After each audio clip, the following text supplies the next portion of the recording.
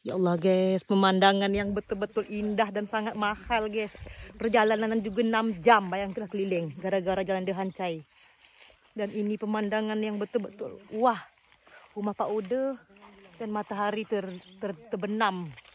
Tuh tengok ni, pokok jambu, semak. Dan ini rumah Pak Oda, lah koyak. Itu suami. Kita berantak makan potek jambu. Pak Oda dengan Pak Roja itu lagi galau. Naik rumah dia lah berlubang. Ya Allah, matahari dia mantap. Ini belakang dia merawang. Comel tapi merawang. Dan ini dekat jam 6 guys.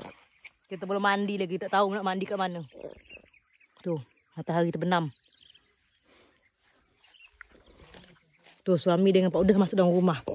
Kita masih keliling. Tengok suasananya. Lawa kan comel je. Tuh. Nak roboh lagi.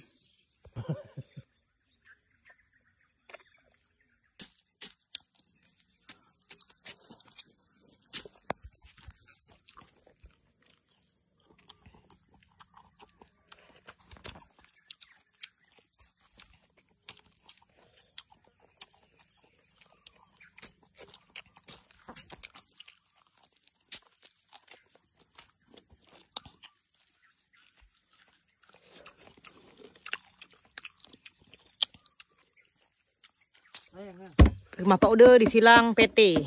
Let's go balik. Apa? Tada.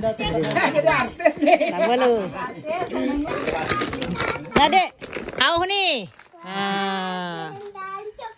Ini siapa makan pelang aja?